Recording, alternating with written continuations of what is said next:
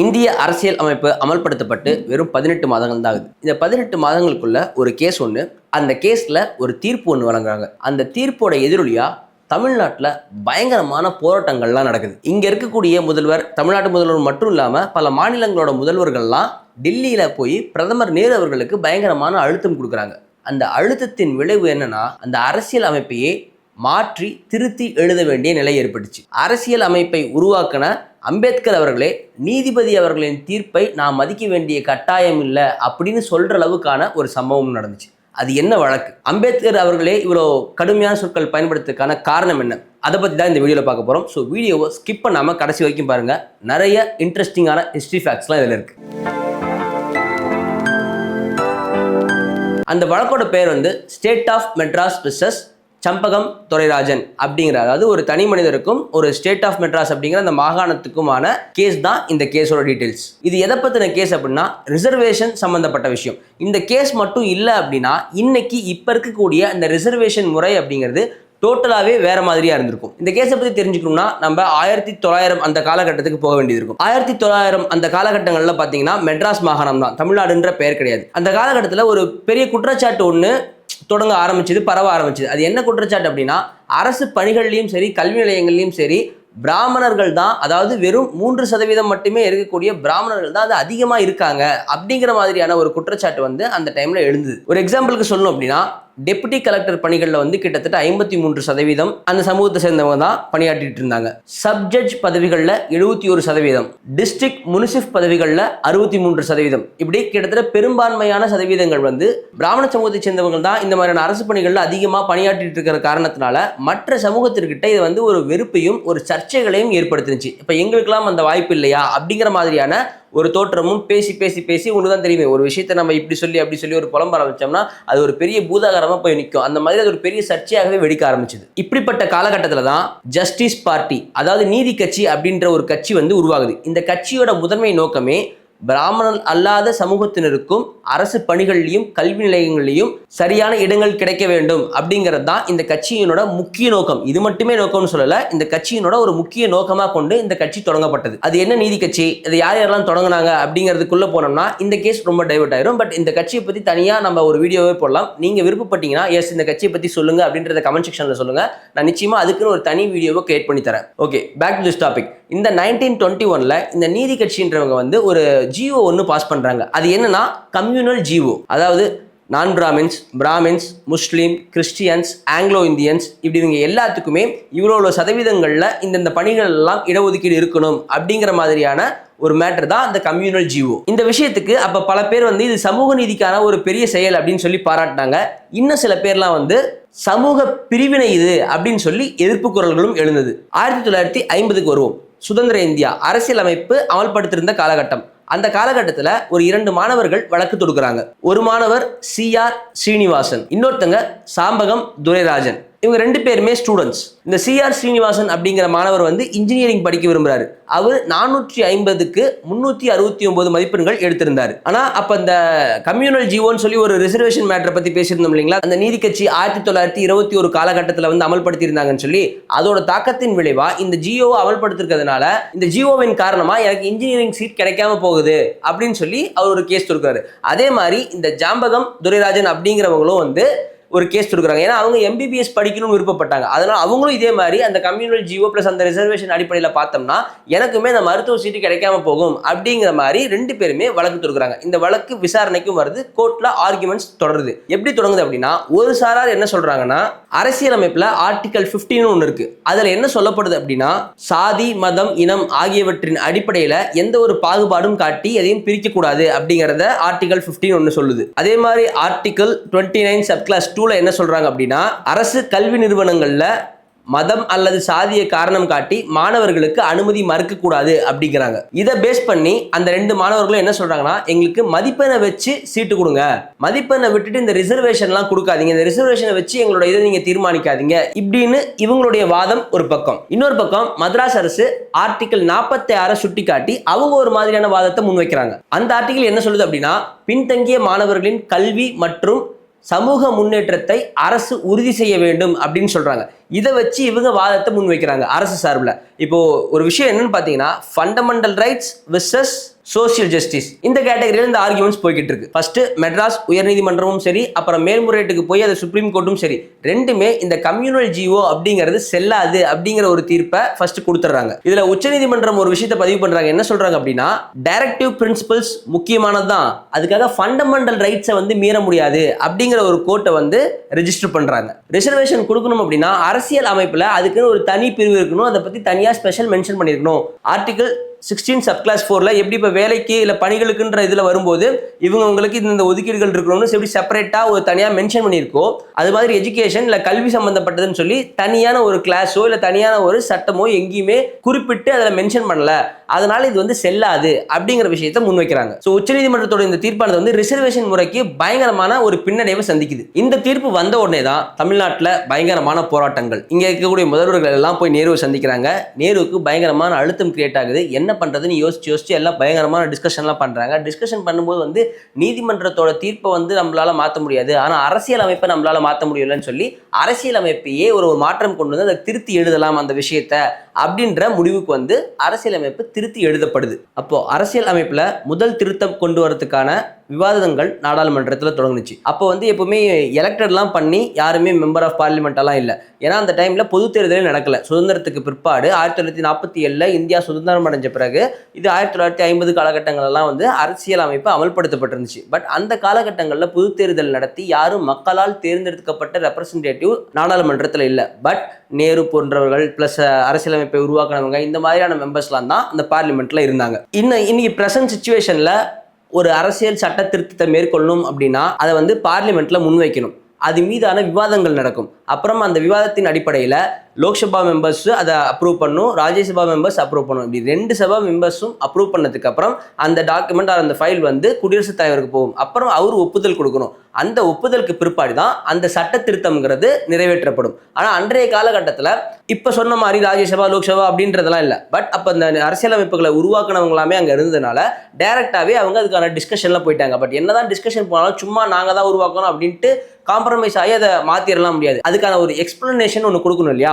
அந்த அடிப்படையில் நேரு வந்து ஒரு வாதத்தை முன்வைக்கிறார். அவர் என்ன சொல்றாருன்னா, அரசோட நோக்கம் வந்து சாதி அரசியல் பண்றதெல்லாம் இல்லை, சமூக ரீதியா பின்தங்கி இருக்கிறவங்களோட வாழ்க்கை தரங்களை முன்னேற்றது தான் அரசின் நோக்கம் அப்படின்னு அவர் ஒரு விளக்கத்தை கொடுத்து, இந்த காரணங்களால தான் அரசியல்ல சட்ட திருத்தம் கொண்டு வரதுக்கு நாங்க இப்ப முற்படுறோம் அப்படின்னு ஒரு விளக்கத்தை கொடுக்குறாரு. அதுக்கு அடுத்ததா அம்பேத்கர் அவர்கள் பேசும்போது என்ன சொல்றாரு அப்படின்னா, உச்சநீதிமன்றம் அரசியல் அமைப்பை வந்து தவறாக புரிஞ்சுட்டு இருக்காங்க, அதுலேயும் பர்டிகுலராக இந்த 21 சப்கிளாஸ் 2 அப்படிங்கிற ஆர்டிக்கிள் இருக்கக்கூடிய அந்த ஒன்லி அப்படிங்கிற ஒரு வார்த்தையை மட்டும் பிடிச்சிக்கிட்டு இவங்க இந்த மாதிரி பண்ணிட்டு இருக்காங்க அப்படிங்கிற விஷயத்தை முன்வைக்கிறாரு. அது என்ன அந்த ஒன்லி அப்படின்னு அந்த சென்டென்ஸ் உங்களுக்கு சொன்னாதானே புரியும். அது என்ன சென்டென்ஸ் அந்த ஆர்டிக்கிளில் குறிப்பிட்டிருக்காங்க அப்படின்னா, no citizen shall be denied admission into any educational institution maintained by the state or receiving aid out of state funds on grounds only of religion, race, caste, language or any of them அப்படிங்கிற விஷயம். அதாவது என்ன சொல்றாங்க அப்படின்னா, சாதி மட்டுமே காரணமாக வச்சு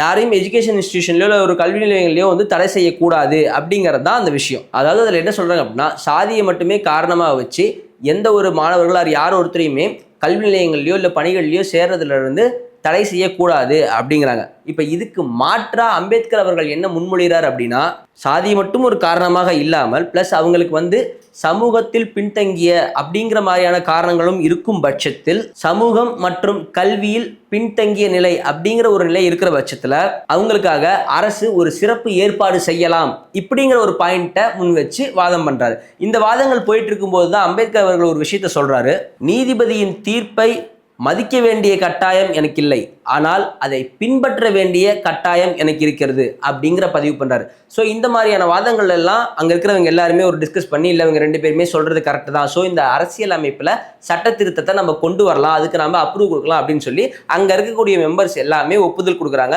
அதுக்கப்புறம் இந்த சட்ட திருத்தம் குடியரசுத் தலைவருக்கு அனுப்பப்படுது. அப்போ குடியரசுத் தலைவராக இருந்த ராஜேந்திர பிரசாத் அவர்களும் இந்த சட்ட திருத்தத்துக்கு ஒப்புதல் கொடுக்குறாரு. இந்த சட்ட திருத்தம் அமலுக்கு வருகிறது. நான் முன்ன ஒரு விஷயம் சொன்னேன் இல்லைங்களா, அம்பேத்கர் அவர்கள் வந்து நீதிபதியின் தீர்ப்பை நான் மதிக்க வேண்டிய கட்டாயம் இல்லை, ஆனால் அதை பின்பற்ற வேண்டிய கட்டாயம் எனக்கு இருக்கிறதுன்னு, அது இன்னைக்கு வரைக்குமே ரொம்ப ஒரு ட்ரேட்மார்க்கான ஸ்பீச்சாகவும் அன்னைக்குமே பார்லிமெண்ட்ல எல்லாருமே அந்த ஸ்பீச்சை ரொம்ப ரசிச்சதாகவும் ஒரு தகவல் இருக்கு. உடனே இதை நம்ம வந்து நீதிமன்றத்துக்கு எதிரான கிளர்ச்சி அப்படி இப்படின்லாம் சொல்லி போர்ட்ரே பண்ணிட்டு மகிழ்ச்சி அடைய தேவையில்லை. அவரோட வாதம் என்ன அப்படின்னா, நீதிமன்றம் அரசியலமைப்பை அவங்க வேற மாதிரி படிச்சாங்க, ஆனா அரசின் நோக்கம் அதுவல்ல, உடனே அவங்களுக்கு புரியுற மாதிரியே நம்ம திருத்தி எழுதிடலாம் அப்படின்னு சொல்லி இவங்க திருத்தி எழுதிட்டாங்க. பட் அதுக்கு முன்னாடி ஒரு ஹீட்டட் ஆர்குமெண்ட்ஸ் இருக்கும் இல்லையா, கலகம் பிறந்தா தானே விடை கிடைக்குங்கிற மாதிரி இவங்க 2 பேர் போட்ட கேசஸ் வந்து ரிசர்வேஷனுக்கே ஒரு இம்பார்ட்டன்டான ஒரு மேட்டரா அமைஞ்சு அது வரலாற்றுல ரொம்ப ஆணிவேரா பதிக்கவும் செஞ்சுட்டாங்க. இப்போ இந்த வீடியோவில் நீங்க பார்த்ததுல உங்களுக்கு ஒரு 2 கேள்வி எழுந்திருக்கும். இல்லைனாலும் அந்த கேள்வி எனக்கு எழுந்தது, அது என்னென்ன கேள்வி நான் உங்களுக்கு சொல்றேன். இப்போ 1921 காலகட்டம்னு வைக்கும்போது வந்து இந்தியா சுதந்திரம் அடையலை, அப்போ பிரிட்டிஷ் ஆட்சி தான் இருந்துச்சு. அப்படி இருக்கும்போது தமிழ்நாட்டில இருந்து ஆரம்பிக்கப்பட்ட நீதி கட்சி எப்படி ஒரு ஜியோ பாஸ் பண்ணியிருக்க முடியும் அப்படின்ற ஒரு கேள்வி இருக்கு இல்லையா.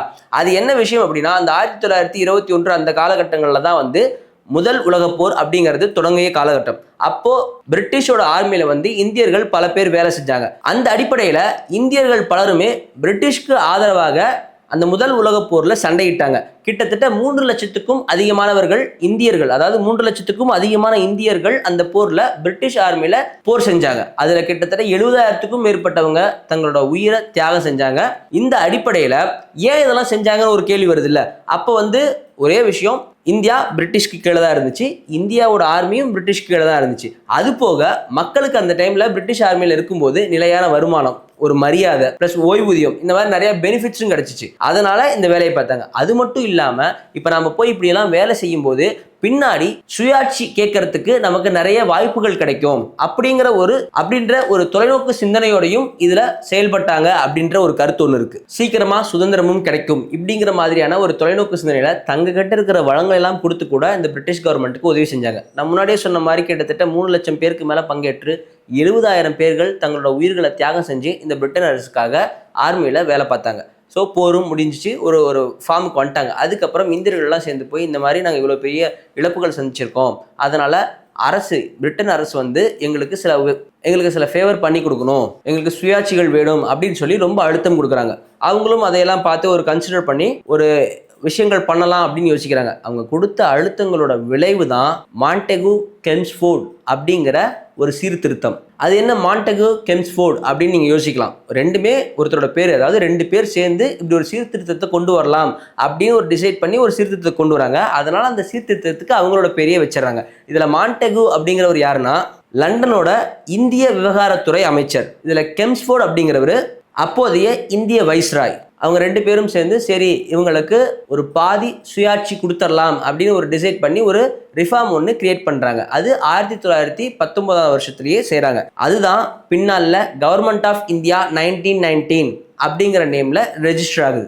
அந்த ரிஃபார்ம்ஸோட விளைவு தான் முதல் முறையா மദ്രാஸ், பெங்கால், பம்பாய் போன்ற மாகாணங்கள்ல தேர்தல் நடக்கிறதுக்கான அறிவிப்புகள் வருது. இந்த எலெக்ஷனுக்கு அப்புறம் சில அமைச்சர்கள் தேர்தலில் வென்ற அமைச்சர்களாக கூட இருக்கலாம். ஸோ இதை பற்றியே தனி டாபிக் பேசலாம். இதை பற்றி நான் வேற ஒரு வீடியோ உங்களுக்கு டீட்டெயிலாக சொல்கிறேன். அப்போ தேர்தல் அறிவிக்கப்படுது. காங்கிரஸ்லாம் வந்துட்டு இது வந்து உண்மையான சுயாட்சியே கிடையாது, இவங்க இது பண்ணுறாங்க அப்படின்னு சொல்லிட்டு அரசியலில் அந்த தேர்தலை புறக்கணிச்சிடுறாங்க. ஆனால் நீதி கட்சி சார்பில் அரசியலில் போட்டியிட்டு பெரும்பான்மை தொகுதிகளில் வெற்றியும் பெற்றுறாங்க. நிறைய பேர் நினச்சிட்டு இருக்காங்க இந்த அரசியலமைப்பில் ரிசர்வேஷன் அப்படிங்கிறது வந்து 1951 தான் வந்தது அப்படின்ட்டு. ஆனால் அது 1919 இதுக்கான விதை விதைக்கப்பட்டுருச்சுன்றது தான் மறுக்க முடியாத உண்மை. ப்ளஸ் அந்த 1919 விதை தான் இந்த 1951 தொடங்கப்பட்ட இந்த சம்பகம் துரைராஜன் வழக்கோட ஆரம்ப புள்ளி. அப்புறம் கொஞ்ச நேரத்துக்கு முன்னாடி சொல்லும்போது வந்து போராட்டம் நடத்துனாங்கன்னு சொல்லியிருந்தோம். போராட்டம் நடத்துனாங்கன்னா யார் நடத்துனாங்கன்னு ஒன்று இருக்குல்ல. அப்போ 1950-52 காலகட்டங்களில் காங்கிரஸ் சேர்ந்த PS குமாரசுவாமி அப்படிங்கிறவர் தான் மெட்ராஸ் மாகாணத்தோட சீஃப் மினிஸ்டரா இருந்தார். ரிபப்ளிக் இந்தியாவோட ஃபர்ஸ்ட் CM அவர் தான். அப்போ அந்த தீர்ப்பு வந்த உடனே தமிழ்நாட்டில் இருக்கக்கூடிய பிராமணர் இல்லாத சங்கங்கள் லைக் வன்னியர் சங்கம், நாடார் சங்கம், முதலியார் சங்கம், பிராமணர் இல்லாத அமைப்புகள் லைக் சொல்ல போனா நாடார் அமைப்பு, முதலியார் அமைப்பு, வன்னியர், நாயுடு, செட்டியார் போன்ற பல சமூகங்கள் சேர்ந்த அமைப்புகள்லாம் அந்த தீர்ப்பை எதிர்த்து போராட்டம் பண்ணாங்க. அடுத்ததாக நீதி கட்சியின் கொள்கைகளை ஃபாலோ பண்ணிக்கிட்டு இருந்த, அதுக்கு ஆதரவு தெரிவிச்சிட்டு இருந்த பல குழுக்கள் அந்த தீர்ப்புக்கு எதிராக போராட்டம் பண்ணாங்க. அடுத்தபட்சமா அந்த நீதி கட்சியின் அடிதொட்டே வந்த தந்தை பெரியார் அவர்களும் அவருடைய திராவிடர் கழகமும் இதுக்கு எதிராக போராட்டம் செஞ்சாங்க. அன்றைய காலகட்டத்தில் புதிதாக தோன்றிய பேரறிஞர் அண்ணா அவர்களின் தலைமையிலான திமுக கட்சியும் இந்த தீர்ப்புக்கு எதிராக போராடியது அப்படிங்கிறது மறுக்க முடியாத வரலாறு. இது எல்லாத்துக்கும் மேல காங்கிரஸ் அரசு, லைக் நான் முன்ன சொன்னேன் இல்லைங்களா, அந்த PS குமாரசுவாமி அவருமே இதுக்காக தமிழ்நாட்டின் ஆதரவுக்காக இந்த தீர்ப்பை எதிர்த்து போராடுறாங்க. ஒன்று யோசிச்சு பாருங்க, கிட்டத்தட்ட இன்னைக்கு அரசியல் களத்தில் எல்லாருமே எதிரும் புதிருமா இருக்கக்கூடியவங்க. அதாவது காங்கிரஸ், திமுக ப்ளஸ் சாதி அமைப்புகள்லாம், எல்லா சாதி அமைப்புகளும் ஒன்றா இருந்து ஒரு விஷயத்துக்கு எல்லாம் ஒரு குடையின் கீழ் நின்றுன்னு சொல்கிற மாதிரி பிரிஞ்சிருக்கு. எல்லாருமே தமிழ்நாட்டின் நலன், அந்த ரிசர்வேஷனுக்காக ஒட்டு மொத்தமாக ஒரு குடையின் கீழ் நின்று போராடிருக்காங்கன்றது வரலாற்று ஒரு சுவாரஸ்யமான விஷயம்தான். அது இன்னைக்கெல்லாம் எல்லா ஜாதி சங்க அமைப்பும் ஒன்றா சேர்ந்து போராடுமா அப்படிங்கிறதெல்லாம் நமக்கு சொல்ல தெரியல. ஓகே, ஒரு சின்ன ரீகாலோட இந்த வீடியோவை முடிச்சிடலாம். 1951 சம்பகம் துரைராஜன் அப்படிங்கிறவர் வழக்கு தொடர்ந்தாங்க. அதில் அவருக்கு ஆதரவாக ஒரு தீர்ப்பு வருது. ஆனால் வித்தின் 2 மாதம் ஜூன் 1951 முதல் அரசியல் அமைப்பின் திருத்தம் செயல்படுத்தப்படுது. அதாவது உச்சநீதிமன்றத்தோட ஒரு தீர்ப்புக்கு வந்து ஒரு 2 மாசத்துக்குள்ளேயே அரசியல் அமைப்பிலேயே ஒரு சட்ட திருத்தம் கொண்டு வரப்படுது. இந்திய வரலாற்றிலேயே உச்சநீதிமன்ற தீர்ப்பை எதிர்த்து அரசியல் அமைப்பில் ஒரு மாற்றம், அது ரொம்ப சீக்கிரத்தில் கொண்டு வந்த மாற்றங்கள்ல இதுவும் ஒன்று. அதனால தான் இன்னைக்குமே கல்வி ரிசர்வேஷனை பற்றி பேசும்போது சம்பகம் துரைராஜன் அவங்கள தவிர்த்துட்டு அந்த வரலாறு பேச முடியாது. இப்போ இவ்வளோ நேரம் நம்ம அந்த சம்பகம் துரைராஜன் ஒருத்தர் சொல்லிட்டு இருக்கோம் இல்லையா, அது யார்? அவங்க ஒரு பெண் மாணவி. கிட்டத்தட்ட அரசியல் அமைப்புல ஒரு சட்ட திருத்தம் கொண்டு வரத்துக்கு ஒரு முக்கிய காரணமா வரலாற்றில் பதிஞ்சதும் ஒரு பெண். அது என்ன நோக்கம்ங்கிறது தனி கேட்டகரி. அவங்க எடுத்த ஒரு முன்னெடுப்பு தான் இன்னைக்கு வரைக்கும் அந்த ரிசர்வேஷனுக்கான ஃபார்மட், ஒரு ஸ்ட்ரக்சர் அப்படிங்கிறத செட் பண்ணி அதை அஃபிஷியல் சட்ட திருத்தமாகவே கொண்டு வரதுக்கான ஒரு காரணியாகவும் அவங்க இருக்காங்க. ஒருவேளை அவங்க அன்னைக்கு அதை செய்யாமல் இருந்தாங்கன்னு வச்சுக்கோங்களேன், அன்னைக்கு அவங்க செய்யும்போது அம்பேத்கர் அவர்கள், நேரு அவர்கள், அரசியலமைப்பை உருவாக்கின பல பேர்லாம் அன்னைக்கு நாடாளுமன்றத்தில் இருந்தாங்க. அதனால அதை எளிதாக டிஸ்கஷன் பண்ணி குடியரசுத் தலைவர்கிட்ட ஒப்புதல் கொடுத்து அதை சரி செஞ்சு முடிஞ்சிச்சு. கொஞ்ச நாள் ஆயிடுச்சு, பேட்டர்ன் எல்லாமே நல்லா மாறிடுச்சுன்னு வச்சுக்கோங்களேன். அந்த நேரத்தில் இப்படி ஒரு சம்பவம் நடந்தது அப்படின்னுச்சுன்னா, இந்த வெறும் 2 மாசத்துல மாறினுச்சுன்ற ஒரு சம்பவம்லாம் சொல்றோம் பார்த்தீங்களா, அவ்வளோ சீக்கிரம்லாம் இது நடந்திருக்குமான்னு நமக்கு சொல்ல தெரியாது. இந்த வழக்குங்கிறது ஒரு சட்ட வழக்கு மட்டும் இல்லை. இந்தியாவில் ஈக்குவாலிட்டினா என்ன, ரிசர்வேஷனுங்கிறது சமத்துவத்திற்கு எதிரானதா அல்லது சமத்துவத்தை அடைவதற்கான கருவியா அப்படிங்கிற விவாதத்துக்கான தொடக்கம். கிட்டத்தட்ட 70 ஆண்டுகள் கடந்த பிறகும் அந்த விவாதம்ங்கிறது தொடர்ந்துகிட்டே தான் இருக்கு. ஸோ இந்த மாதிரி இன்னும் வேற நிறைய இன்ட்ரெஸ்டிங்கான கேசஸோட அடுத்த வீடியோவில் உங்களை சந்திக்கிறேன். நம்ம வீடியோ உங்களுக்கு பிடிச்சிருக்கும், நிறைய புதிய தகவல்கள் நீங்கள் தெரிஞ்சிருப்பீங்கன்னு நம்புறேன். அப்படி இந்த வீடியோவில் நீங்கள் நிறைய விஷயங்கள் தெரிஞ்சுக்கிட்டீங்க, இல்லை எனக்கு இதை பற்றி இன்னும் கொஞ்சம் டீட்டெயிலாக எக்ஸ்பிளைன் பண்ணுங்க அப்படின்னு நீங்கள் ஏதாவது சொல்லணும்னு நினச்சா, எதை பற்றி நான் இன்னும் தெளிவாக சொல்லணும் அப்படிங்கிறத கமெண்ட் செக்ஷனில் பதிவு பண்ணுங்கள். நிச்சயமாக உங்களுக்காக நீங்கள் என்ன விஷயம் கேட்குறீங்களோ அந்த டாப்பிக்கை பற்றி அடுத்து ஒரு டீட்டெயிலான எக்ஸ்பிளனேஷன் வீடியோ நான் உங்களுக்கு கொடுக்குறேன். 2வது, உங்கள் ஃப்ரெண்ட்ஸ்க்கும் இந்த விஷயங்கள்லாம் தெரிஞ்சுக்கணும்னு நினச்சா அவங்களுக்கும் ஷேர் பண்ணுங்கள், ஒரு சப்ஸ்கிரைப் பண்ணி சப்போர்ட் பண்ணுங்கள். அடுத்த வீடியோவில் வேற ஒரு இன்ட்ரெஸ்டிங்கான டாப்பிக்கோட உங்களை சந்திக்கிறேன். அண்டில் தென், தமிழ்ச்செல்வன், சாட்வேவ். தேங்க்யூ.